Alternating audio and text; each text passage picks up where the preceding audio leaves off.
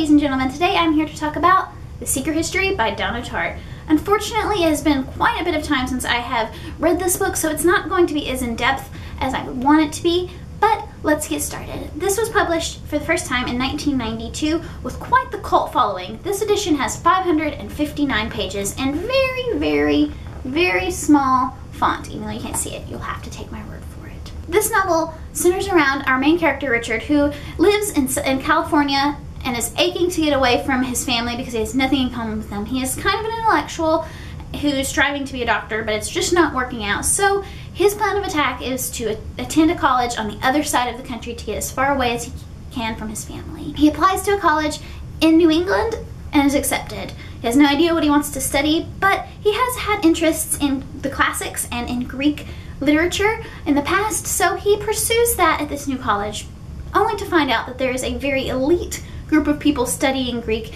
and it's very hard to get into this club. There's literally only 4 people and an advisor who doesn't really let anyone else in. Somehow he manages to get into this group of people, and we learn very early on, if not the very first page, that somehow, some way, they have killed one of their friends. But we start from the beginning, and this whole story is told from the main character in the present. So he's looking back on his college self.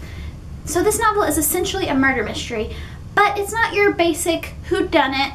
It's more of a whodunit. So you spend the whole time knowing how the book's going to end, essentially, and you discover along the way how Richard feels getting into this group and ultimate death of one of their friends. This book, while brilliant, made me feel really unintelligent. I wish I was more well-read in Greek literature because I feel like I would have enjoyed this even more, because I feel like this book is kind of a Greek tragedy or a play on Greek tragedy. But since I'm not well read in it, I can't say that for sure. I will say that this book is very dense and was a very slow read. I think it took me 2 or 2.5 months to read it, but it was completely worth it. I found that when I was reading, even though it took me so long to read any number of pages, I found myself completely captivated and engulfed in this story. Because it was kind of a chore to read, I would put it down and not come back to it for days on end, but I would still be thinking about it the entire time, which I think speaks volumes for this challenging book. I would say that if you are slightly intimidated, not to be, just to give it a chance, read the first few chapters and see what you think. I found that the first few chapters, well, actually the chapters are quite long, so read the first few pages and see what you think. It is a challenge, but I would definitely say that it's worth the read. I do prefer faster reads, so unfortunately I couldn't give this a perfect rating, but it's still one of my favorite novels and I'm glad to have read it, and I already knew halfway into the book that I would be reading more of Donna Tartt's work and that she could easily become one of my favorite writers.